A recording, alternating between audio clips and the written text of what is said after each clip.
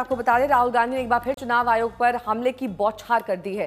बेंगलुरु में राहुल गांधी ने लोगों के बीच कहा कि महाराष्ट्र और कर्नाटक में वोटों की चोरी हुई।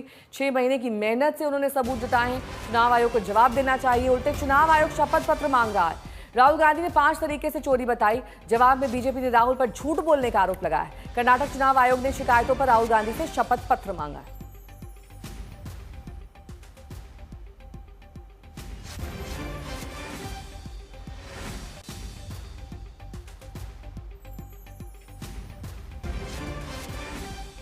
मुझसे इलेक्शन कमीशन एफिडेविट मांगता है। ನನ್ನತ್ರಿಂದ ಇವತ್ತು ಚುನಾವಣೆ ಆಯೋಗ ಪ್ರಮಾಣ ಪತ್ರ ಕೇಳ್ತಾ ಇದ್ದಾರೆ। मुझसे कहता है कि मुझे ओथ लेना है। ಅವ್ರು ನನಗೆ ಕೇಳ್ತಾ ಇದ್ದಾರೆ ನಿಮ್ಮ ಮುಂದೆ ಬಂದು ಪ್ರಮಾಣ ಮಾಡಿ ಅಂತ ಹೇಳಿ। मैंने पार्लियामेंट के अंदर ओथ लिया है।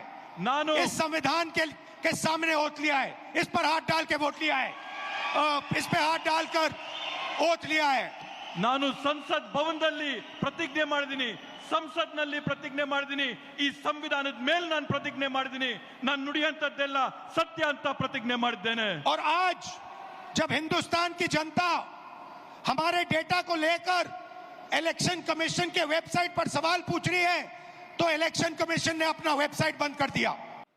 लोकसभा में हमारा गठबंधन महाराष्ट्र के चुनाव को जीतता है। ಮಹಾರಾಷ್ಟ್ರದ ಲೋಕಸಭೆಯ ಚುನಾವಣೆಯಲ್ಲಿ ನಮ್ಮ ಇಂಡಿಯಾ ಮೈತ್ರಿಕೂಟ ಅಲ್ಲಿರ್ತಕ್ಕಂಥ ಚುನಾವಣೆಯಲ್ಲಿ ಜಯನ ಸಾಧಿಸುತ್ತೆ। और फिर 4 महीने बाद बीजेपी महाराष्ट्र में विधानसभा जीतती है। ಅದಾದ ನಂತರ ಕೇವಲ 4 ತಿಂಗಳೊಳಗೆ ಬಿಜೆಪಿಯಲ್ಲಿ ವಿಧಾನಸಭೆಯ ಚುನಾವಣೆಯಲ್ಲಿ ಗೆಲುವನ್ನ ಸಾಧಿಸುತ್ತೆ। आश्चर्यजनक नतीजा था। ಇವತ್ತು ಅದರ ಪರಿಣಾಮ ಏನಾಗಿದೆ? हमने पता लगाया तो पता लगा कि 1 करोड़ नए वोटरों ने वोट किया विधानसभा में। 1 करोड़ नए लोग जिन्होंने लोकसभा में अपना वोट नहीं डाला था, जादू से ये विधानसभा में वोट डालने निकल आए। जहां भी ये नए वोटर आए वहां पर बीजेपी चुनाव जीती। हमारे गठबंधन के वोट कम नहीं हुए, जितने हमें लोकसभा में मिले उतने ही हमें विधानसभा में मिले। और सारे के सारे जो वोटर बढ़ाए गए वो बीजेपी के खाते में गए। किया है ಒಂದು ಭಾವಚಿತ್ರನ ಲಕ್ಷಾಂತರ ಭಾವಚಿತ್ರಗಳ ಜೊತೆಗೆ ಹೋಲಿಕೆ ಮಾಡಿದ್ದೇವೆ ನಾವು। हर एक नाम को चेक किया है। ಪ್ರತಿಯೊಂದು ಹೆಸರನ್ನ ನಾವು ಪರಿಶೀಲನೆ ಮಾಡಿದ್ದೇವೆ। और हम मानते हैं कि हिंदुस्तान का पूरा जो डेटा है, इलेक्शन का डेटा है, वो एविडेंस है। ಇವತ್ತು ನಾವು ಹೇಳ್ತೀವಿ ಭಾರತ ದೇಶದಲ್ಲಿ ನಡೆದಿರತಕ್ಕಂತ ಚುನಾವಣೆಗಳಲ್ಲಿ ಇರತಕ್ಕಂತ ಮತಪಟ್ಟಿಗಳು ಇದಕ್ಕೆ ಸಾಕ್ಷಿಯಾಗಿವೆ। ಪ್ರತಿಯೊಂದು ಈ ಮತಗಳ और अगर उसको किसी ने डिस्ट्रॉय किया तो वो एविडेंस को डिस्ट्रॉय कर रहा है। ಇವತ್ತು ನಾವು ಯಾರನ್ನೇ ಪ್ರಶ್ನೆ ಮಾಡಿದ್ರು ಕೂಡ मुझसे इलेक्शन कमीशन एफिडेविट मांगता है। ನನ್ನತ್ರಿಂದ ಇವತ್ತು ಚುನಾವಣೆ ಆಯೋಗ ಪ್ರಮಾಣ ಪತ್ರ ಕೇಳ್ತಾ ಇದ್ದಾರೆ। मुझसे कहता है कि मुझे ओथ लेना है। ಅವ್ರು ನನಗೆ ಕೇಳ್ತಾ ಇದ್ದಾರೆ ನಿಮ್ಮ ಮುಂದೆ ಬಂದು ಪ್ರಮಾಣ ಮಾಡಿ ಅಂತ ಹೇಳಿ। मैंने पार्लियामेंट के अंदर ओथ लिया है। ನಾನು इस संविधान के सामने ओथ लिया है। इस पर हाथ डाल के वोट लिया है। इस पे हाथ डालकर ओथ लिया है। ನಾನು ಸಂಸತ್ ಭವನದಲ್ಲಿ ಪ್ರತಿಜ್ಞೆ ಮಾಡಿದ್ದೀನಿ, ಸಂಸತ್ನಲ್ಲಿ ಪ್ರತಿಜ್ಞೆ ಮಾಡಿದ್ದೀನಿ, ಈ ಸಂವಿಧಾನದ ಮೇಲೆ ನಾನು ಪ್ರತಿಜ್ಞೆ ಮಾಡಿದ್ದೀನಿ, ನಾನು ನುಡಿಯಂತದ್ದೆಲ್ಲ ಸತ್ಯ ಅಂತ ಪ್ರತಿಜ್ಞೆ ಮಾಡಿದ್ದೇನೆ। और आज जब हिंदुस्तान की जनता हमारे डेटा को लेकर इलेक्शन कमीशन के वेबसाइट पर सवाल पूछ रही है, तो इलेक्शन कमीशन ने अपना वेबसाइट बंद कर दिया। ये देखना चाहिए कि एक प्रतिपक्ष की पार्टी चुनाव हारने के बाद किस तरह लगातार तथ्यों के आधार पर झूठ का काम कर रही है। और सबसे ये तो उनकी अपनी चॉइस है, लेकिन अगर उनको आपत्ति है तो कोई फॉर्मल एविडेंस किसी ओथ पे उन्होंने दी हो। इलेक्शन कमीशन में ऐसा नहीं है। उन्होंने एक बार एफिडेविट फाइल करा था सुप्रीम कोर्ट में, बाद में माफी मांग करके आए थे। मेरे 2 सहयोगी इस वक्त तमाम जानकारी के साथ जुड़ गए हैं। मेरे सहयोगी अमित भारद्वाज और साथ ही हिमांशु मिश्रा। सबसे पहले अमित, आपसे मेरा ये सवाल कि जिन सबूतों का दावा राहुल गांधी कर रहे हैं, कह रहे हैं कि 6 महीने में सबूत जुटाए, 1 करोड़ नए वोटर विधानसभा चुनाव में जुड़ गए, एक घर से 50-50 वोटर निकले। अगर इतने ही सबूत हैं तो बीजेपी उन्हें कैसे झूठ बोल रही है? किस आधार पर बीजेपी कह रही है कि झूठ बोला जा रहा है? और राहुल गांधी ने फिर इलेक्शन कमीशन में तमाम आरोप क्यों लगाया अगर वो सबूत ही जुटा रहे थे तो?